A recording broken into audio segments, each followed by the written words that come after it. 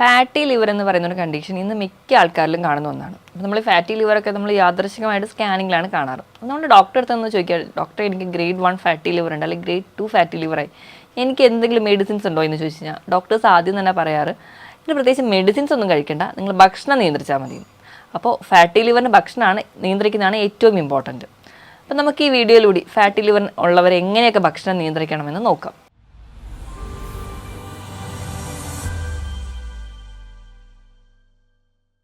ഞാൻ ഡോക്ടർ പ്രിയ, കലോഞ്ചി ഡയറ്റിലെ മെഡിക്കൽ ഓഫീസറാണ്. അപ്പോൾ ഫാറ്റി ലിവറിൽ ഡയറ്റിലോട് കിടക്കുന്നതിന് മുമ്പ് നമുക്ക് ഫാറ്റി ലിവർ എന്താണെന്ന് നോക്കാം. ഫാറ്റി ലിവർ എന്ന് പറഞ്ഞാൽ കരളിൽ കൊഴുപ്പടിയുന്ന അവസ്ഥ. കരൾ എന്ന് പറയുന്നത് നമ്മുടെ ശരീരത്തിലെ ഏറ്റവും വലിയ ഗ്രന്ഥിയാണ്. നമ്മുടെ ആമാശയത്തിന് അടുത്തൊക്കെ ആയിട്ട് വലത് വശത്ത് സ്ഥിതി ചെയ്യുന്ന ഒരു ഗ്രന്ഥി. നമ്മുടെ ശരീരത്തിലെ മിക്ക പ്രവർത്തനങ്ങളെയും എന്ന് പറഞ്ഞാൽ ഒട്ടുമിക്ക എല്ലാ പ്രവർത്തനങ്ങളെയും കൺട്രോൾ ചെയ്യുന്ന ഒരു ഓർഗനാണ് ലിവർ എന്ന് പറയുന്നത്. അപ്പോൾ ലിവറിന് ഒരു ഫാറ്റി ലിവർ അല്ലെങ്കിൽ സിറോസിസ് പോലെയുള്ള കണ്ടീഷൻസ് ഇന്ന് വളരെയധികം കൂടുതലായിട്ട് കണ്ടിരിക്കുകയാണ്. അപ്പോൾ ഈ ലിവറിന് എന്തെങ്കിലും ഒരു പ്രശ്നം വന്നിട്ടുണ്ടെങ്കിൽ നമ്മുടെ ശരീരത്തിലെ മൊത്തം ഫംഗ്ഷനെ അഫക്റ്റ് ചെയ്യുന്നുണ്ട്. അപ്പോൾ ഈ ഫാറ്റി ലിവർ എന്ന് പറഞ്ഞു കഴിഞ്ഞാൽ നമ്മുടെ ലിവറിൽ കൊഴുപ്പടിയുന്ന അവസ്ഥയാണ്. അപ്പോൾ എങ്ങനെയാണ് ഈ ഫാറ്റി ലിവർ ഉണ്ടാകുന്നത്, അല്ലെങ്കിൽ ലിവറിൽ എങ്ങനെ കൊഴുപ്പടിയുന്നു എന്ന് നമുക്ക് ആദ്യം നോക്കാം. ലിവറിൽ കൊഴുപ്പടിയുക എന്ന് പറഞ്ഞു കഴിഞ്ഞാൽ നമ്മുടെ ശരീരത്തിൽ അധികമായിട്ട് കൊഴുപ്പെത്തുന്നുണ്ട്. നമ്മുടെ ശരീരത്തിൽ എങ്ങനെയാണ് അധികമായി കൊഴുപ്പെത്തുക? നമ്മൾ ഭക്ഷണം ഒരുപാട് കഴിക്കുന്നുണ്ട്, പക്ഷെ അതിനനുസരിച്ചുള്ള വ്യായാമങ്ങളില്ല. ഒരു സെഡൻറ്ററി ലൈഫാണ് നിങ്ങൾക്കെങ്കിൽ നിങ്ങൾക്ക് ഈ ഫാറ്റി ലിവർ പോലുള്ള കണ്ടീഷൻസ് ഉണ്ടാവും. ഇന്നിപ്പോൾ നോക്കുകയാണെങ്കിൽ കുട്ടികളിൽ പോലും ഡയബറ്റീസും ഫാറ്റി ലിവറും കൂടിക്കൊണ്ടേയിരിക്കുകയാണ്. കുട്ടികളും തൊട്ട് തന്നെ നമുക്ക് ഇന്നെല്ലാം മിക്ക ആൾക്കാർക്കും ഇപ്പോൾ സ്കാൻ ചെയ്ത് കഴിഞ്ഞാൽ മിക്ക ആൾക്കാരിലും പറയുന്നതാണ് ഗ്രേഡ് 1 ഫാറ്റി ലിവർ എന്ന് പറഞ്ഞാൽ ഒരു കോമൺ ആയിട്ടുള്ളൊരു ഫൈൻഡിങ് ആയിട്ട് മാറിയിട്ടുണ്ട്. അതിനൊരു പ്രധാന കാരണം എന്ന് പറഞ്ഞാൽ നമ്മുടെ ഭക്ഷണ രീതിയാണ്. നമ്മൾ കഴിക്കുന്ന ഭക്ഷണം, നമ്മൾക്ക് വിശക്കുന്നൊന്നുമില്ല എങ്കിലും നമ്മളിങ്ങനെ ഭക്ഷണം കഴിച്ചുകൊണ്ടേയിരിക്കുന്നു. കുട്ടികളുടെ ഒരു കേസ് എടുക്കുകയാണെങ്കിലും അവർ സ്കൂൾ വിട്ട് വരുന്ന ടൈം തൊട്ട് ഭക്ഷണം കഴിച്ചുകൊണ്ടേയിരിക്കുന്നു. പ്രത്യേകിച്ച് ഒരു എക്സസൈസ് ഒന്നുമില്ല. കൂടുതലും ഇൻഡോർ ഗെയിംസ് അല്ലെങ്കിൽ ഫോണ്, മൊബൈൽ പോലെയുള്ള ഗാഡ്ജറ്റ്സ് ആണ് എല്ലാവരും യൂസ് ചെയ്യുന്നത്. അപ്പം ആ ഒരു ലൈഫ് സ്റ്റൈലാണ് ഏറ്റവും ആദ്യം ഫാറ്റി ലിവർ ഉണ്ടാകാനുള്ള കാരണം. ഇനി ഭക്ഷണ രീതിയിലോട്ട് വരികയാണെങ്കിൽ അധികമായിട്ട് ഫ്രക്ടോസ് അടങ്ങിയ ഭക്ഷണങ്ങൾ കഴിക്കുക. ഫ്രക്ടോസ് അടങ്ങിയ ഭക്ഷണം എന്ന് പറഞ്ഞു കഴിഞ്ഞാൽ നമ്മുടെ ബേക്കറി ഐറ്റംസിൽ എല്ലാത്തിലും ഫ്രക്ടോസ് ആണ് ഇന്ന് ആഡ് ചെയ്യുന്നത്. പണ്ടത്തെക്കാളും ഇരട്ടി മധുരമാണ് ഇന്ന് കിട്ടുന്ന കേക്ക്സിനും അല്ലെങ്കിൽ പേസ്ട്രീസിനും കുക്കീസിനും ഒക്കെ. അതിനൊരു ബേസിക് ആയിട്ടുള്ള കാരണം എന്ന് പറഞ്ഞിട്ടുണ്ടെങ്കിൽ പണ്ടൊക്കെ നമ്മൾ ആഡ് ചെയ്യുന്ന പഞ്ചസാരയാണെങ്കിൽ അതിന് പകരം ഇന്ന് ആഡ് ചെയ്യുന്ന ഫ്രക്ടോസ് ആണ്, ഹൈ ഫ്രക്ടോസ് കോൺ സിറപ്പ്. അത് കുറച്ചുകൂടി ചീപ്പായിട്ടുള്ള സാധനമാണ്, അതുപോലെ തന്നെ ഇരട്ടി മധുരവും കിട്ടും. അപ്പോൾ പിന്നെ ബേക്കറി ബിസിനസ്സിന് കുറച്ചുകൂടി ലാഭകരമായതുകൊണ്ട് തന്നെ ഇന്ന് എല്ലാവരും ആഡ് ചെയ്യുന്നത് ഈ ഫ്രക്ടോസ് ആണ്. ഈ ഫ്രക്ടോസ് കൺവേർട്ട് ചെയ്തിട്ടാണ് നമുക്ക് ഫാറ്റി ലിവർ പോലെയുള്ള കണ്ടീഷൻസ് ഉണ്ടാകുന്നത്. ഇത് കൂടാതെ തന്നെ ഇന്ന് കൗമാരക്കാരിൽ ബിയറിൻ്റെ ഉപയോഗം കൂടുതലായിട്ട് വരുന്നതുകൊണ്ടും അതിലടങ്ങിയിരിക്കുന്ന ഫ്രക്ടോസും അതും കൺവേർട്ട് ചെയ്തിട്ട് വീണ്ടും ഫാറ്റി ലിവറിലോട്ട് എത്തുന്നുണ്ട്. ഇനി ഇത് കൂടാതെ തന്നെ റെഡ് മീറ്റിൻ്റെ ഉപയോഗമാണെങ്കിലും വളരെയധികമാണ്. നമ്മൾ പ്രത്യേകിച്ച് രാത്രി ഭക്ഷണം കഴിക്കുക, അത് ഭയങ്കര ലേറ്റായിട്ട് പ്രോസസ്സ് ചെയ്ത ഭക്ഷണങ്ങളും അല്ലെങ്കിൽ ജങ്ക് ഫുഡുകളും കൂടുതലായിട്ട് കഴിക്കാനാണ് താല്പര്യപ്പെടുന്നത്. അതിൻ്റെ ഭാഗമായിട്ട് നമ്മൾ പ്രത്യേകിച്ച് രാത്രി ഭക്ഷണം കഴിച്ച് കഴിഞ്ഞാൽ പ്രത്യേകിച്ച് വ്യായാമമൊന്നുമില്ല, പെട്ടെന്ന് തന്നെ കിടന്നുറങ്ങുകയാണ് ചെയ്യുക. അപ്പം അവിടെ എനർജി ലോസ് ഒന്നും ഉണ്ടാവുന്നില്ല. അതിൻ്റെ ഭാഗമായിട്ട് ശരീരത്തിൽ ഫാറ്റ് കൂടുതൽ ഡെപ്പോസിറ്റ് ചെയ്യുന്നു. അങ്ങനെ നമുക്ക് ഫാറ്റി ലിവർ ഉണ്ടാകുന്നു. ഇതിനോടൊപ്പം തന്നെ എന്തെങ്കിലും മെൻ്റൽ സ്ട്രെസ്സുകൾ, പിന്നെ ഗർഭനിരോധന ഗുളികകളൊക്കെ ഒരുപാട് കഴിക്കുന്ന ആൾക്കാർക്കും ഫാറ്റി ലിവർ പോലെയുള്ള കണ്ടീഷൻസ് കോമൺ ആയിട്ട് കാണുന്നുണ്ട്. ഇനി ഫാറ്റി ലിവർ എങ്ങനെയാണ് പ്രോഗ്രസ് ചെയ്യുന്നതെന്ന് നോക്കാം. ഇപ്പോൾ നമ്മുടെ ലിവറിൻ്റെ കോശങ്ങളിൽ ആദ്യം ആ കോശങ്ങളുടെ ചുറ്റിനും ചെറിയ നീർക്കെട്ടൊക്കെ ഉണ്ടാവും. അതാണ് ഒരു ഫസ്റ്റ് സ്റ്റേജിൽ തുടങ്ങുക. അപ്പോഴത്തേക്ക് നമുക്ക് ലക്ഷണങ്ങളൊന്നും പുറത്തേക്ക് കാണിക്കില്ല. വീണ്ടും ആ ഒരു നീർക്കെട്ട് കൂടി അത് കോശങ്ങളുടെ ഉള്ളിലേക്ക് കിടക്കുന്നു. അപ്പോൾ അടുത്തൊരു സ്റ്റേജിലോട്ട് എത്തുന്നു. പിന്നെ കോശങ്ങൾ ആ ഒരു നീർക്കെട്ടലിൻ്റെ ഭാഗമായിട്ട് ചെറുതായിട്ട് അതിൽ ചെറിയ സ്കാറിങ് ഒക്കെ വരുന്നു. അവിടെ ഒരു ഫൈബ്രോസിസ് സ്റ്റേജിലോട്ട് പോകും. അതാണ് മൂന്നാമത്തെ സ്റ്റേജ്. ഇനി നാലാമത്തെ ഒരു സ്റ്റേജ് എന്നുണ്ടെങ്കിൽ ആ ഫൈബ്രോസ്ഡ് ആയിട്ടുള്ള ലിവർ എന്ന് പറഞ്ഞാൽ കംപ്ലീറ്റ്ലി അതങ്ങ് ചുരുങ്ങി ഒരു ഉണങ്ങിയ തേങ്ങ പോലെ ചുരുങ്ങി പോകുന്ന ഒരു കണ്ടീഷൻ ഉണ്ട്. അതാണ് നമ്മൾ പറയുന്ന ലിവർ സിറോസിസ് അല്ലെങ്കിൽ കംപ്ലീറ്റ്ലി ലിവർ ഫെയിലിയർ എന്ന് പറയാം. ഈ ഒരു കണ്ടീഷനിൽ ലിവർ സിറോസിസ് എന്ന് പറയുന്ന കണ്ടീഷൻസ് പ്രോഗ്രസ് ചെയ്ത് ചില ആൾക്കാരിൽ അത് ലിവർ ക്യാൻസർ പോലുള്ള കണ്ടീഷൻസിലോട്ട് പോകാറുണ്ട്. ഈ ഫാറ്റി ലിവറിനെ നമുക്ക് 4 സ്റ്റേജായിട്ട് ഡിവൈഡ് ചെയ്യാം. അപ്പോൾ മൈൽഡ്, അതായത് നമ്മുടെ ജീവിതശൈലിയും കൊണ്ടൊക്കെ നമുക്ക് കൺട്രോൾ ചെയ്യാൻ പറ്റുന്നത്. ഗ്രേഡ് 1 എന്ന് പറഞ്ഞാൽ ഒരു 8% കൊഴുപ്പ് നമ്മുടെ കരളിൽ അടിഞ്ഞിട്ടുണ്ടാവും. ഗ്രേഡ് 2 എന്ന് പറഞ്ഞാൽ 12% കൊഴുപ്പ് അടിഞ്ഞിട്ടുണ്ടാവും. ഗ്രേഡ് 3 എന്ന് പറഞ്ഞാൽ 15% കൊഴുപ്പ് ലിവറിൽ അടിഞ്ഞിട്ടുണ്ടാവും. ഇനി അടുത്തൊരു സ്റ്റേജ് പറഞ്ഞാൽ സിറോസിസ് ആണ്. പിന്നെ കംപ്ലീറ്റ്ലി നോർമൽ ഇറഗുലർ ഫംഗ്ഷനിലോട്ട് പോകും. ഇങ്ങനെ ഒരു ഗ്രേഡിംഗ് സിസ്റ്റം, അപ്പോൾ നമുക്കറിയാം, നമ്മൾ സ്കാൻ ചെയ്ത് കഴിഞ്ഞാൽ അതിൽ റിസൾട്ട് കിട്ടുമ്പോൾ അതിൽ ഗ്രേഡ് 1 ഫാറ്റി ലിവർ അല്ലെങ്കിൽ ഗ്രേഡ് 2 ഫാറ്റി ലിവർ എന്നൊക്കെ കാണാറുണ്ട്. ഈ ഒരു രീതിയിൽ കൊഴുപ്പടിക്കുന്നതിനെയാണ് നമ്മൾ ഈ ഗ്രേഡ് 1 ഗ്രേഡ് 2 എന്ന് പറഞ്ഞ് ഡിവൈഡ് ചെയ്തിരിക്കുന്നത്. ഇനി ഫാറ്റി ലിവറിൽ ഇതിൽ ലക്ഷണങ്ങൾ പുറത്തേക്ക് കാണിക്കുമോ, അല്ലെങ്കിൽ ഞാൻ ഇത്രയും നാളും പ്രത്യേകിച്ച് ലക്ഷണങ്ങളൊന്നും കണ്ടിട്ടില്ല, പിന്നെ എങ്ങനെ എനിക്ക് ഫാറ്റി ലിവർ ഉണ്ട് എന്നൊക്കെ ഒരുപാട് പേരെ സംശയമാണ്. അപ്പോൾ ഈ ലക്ഷണങ്ങൾ എന്ന് പറഞ്ഞു കഴിഞ്ഞാൽ ലിവർ പുറത്തേക്ക് വലുതായിട്ടൊന്നും ലക്ഷണങ്ങൾ കാണിക്കില്ല. ലിവറിൻ്റെ ഒരു സ്വഭാവം എന്ന് വെച്ചിട്ടുണ്ടെങ്കിൽ ചെറിയ ചെറിയ മുറിവുകളൊക്കെ വന്നാലും ലിവർ പുറത്തേക്കൊന്നും ലക്ഷണങ്ങൾ കാണിക്കാതെ സ്വയം സുഖപ്പെടുത്താൻ വേണ്ടി നോക്കുന്ന ഒരു ഓർഗനാണ്. അതുകൊണ്ട് തന്നെയാണ് ഇപ്പോൾ ലിവർ ട്രാൻസ്പ്ലാന്റേഷൻ എന്നൊക്കെ പറഞ്ഞ് നമുക്കൊരു പീസ് ലിവറിൻ്റെ കട്ട് ചെയ്ത് റിമൂവ് ചെയ്താൽ പോലും ലിവർ വീണ്ടും നോർമൽ ഫംഗ്ഷനിലോട്ട് വരുന്നത്. അപ്പോൾ ഇങ്ങനെയൊരു സ്വഭാവം ഈ ലിവറിന് ഉള്ളതുകൊണ്ട് തന്നെ നമ്മൾ ഫാറ്റി ലിവറും പുറത്തേക്കൊന്നും അറിയാറില്ല. പിന്നെ ഒരു പരിധിയൊക്കെ കഴിഞ്ഞ് കഴിയുമ്പോഴാണ് ചെറിയ ചെറിയ ലക്ഷണങ്ങളൊക്കെ നമ്മൾ തന്നെ ശ്രദ്ധിക്കുക. അതിൽ ഒന്നാമതായിട്ട് നമുക്ക് കാണാം തുടർച്ചയായിട്ട് നിൽക്കുന്ന ഗ്യാസിൻ്റെ ബുദ്ധിമുട്ട്, അസിഡിറ്റി, നെഞ്ചരിച്ചിലൊക്കെ നിൽക്കുന്നുണ്ട്. അതുപോലെ തന്നെ നിങ്ങളുടെ വയറ്, നിങ്ങളുടെ ആമാശയത്തിൻ്റെ ആ അരികു ഭാഗത്ത് റൈറ്റ് സൈഡിലായിട്ട് നിങ്ങൾക്ക് വേദനയുണ്ട്. അതായത് വാരിയലിൻ്റെ താഴ്ഭാഗത്തായിട്ട് നിങ്ങൾക്ക് വേദന കണ്ടിന്യൂസ് ആയിട്ട് നിൽക്കുന്നുണ്ട്.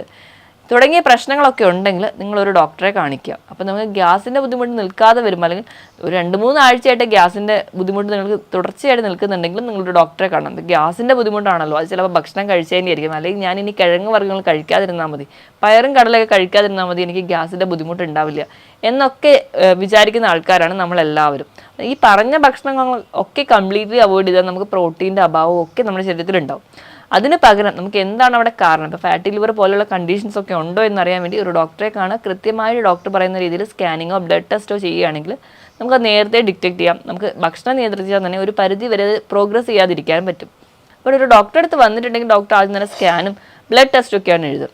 ഗ്രേഡ് 2 ഒക്കെ ആണെങ്കിൽ കൂടി നമുക്ക് ചിലപ്പം ആ ഒരു ലിവർ ഫംഗ്ഷൻ ടെസ്റ്റ് ചെയ്താൽ നോർമലായിരിക്കും. ഒരു ഗ്രേഡ് 3 എത്തുമ്പോഴായിരിക്കും ലിവർ ഫംഗ്ഷൻ ടെസ്റ്റിൽ SGOT, SGPT ഒക്കെ ലെവലിൽ വേരിയേഷൻ വരിക.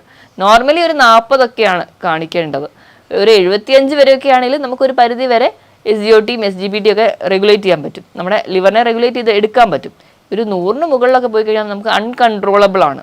അപ്പം ആ ഒരു സ്റ്റേജിലേക്ക് പോകുന്നതിന് മുൻപ് നമ്മൾ ആദ്യം തന്നെ കണ്ടുപിടിച്ച് ഭക്ഷണം നിയന്ത്രിക്കുക, ഒപ്പം എന്തെങ്കിലും മെഡിസിൻസ് ആവശ്യമുണ്ടെങ്കിൽ മാത്രം കഴിക്കുക, എങ്കിൽ നമുക്ക് ഇതിനെ റെഗുലേറ്റ് ചെയ്ത് എടുക്കാൻ പറ്റുന്നതാണ്. അപ്പോൾ ഇനി നമുക്ക് നമ്മുടെ മെയിൻ ടോപ്പിക്കിലേക്ക് വരാം. എങ്ങനെ നമുക്ക് ഫാറ്റി ലിവറിൽ നമ്മുടെ ഭക്ഷണം നിയന്ത്രിക്കാം എന്നുള്ളത്.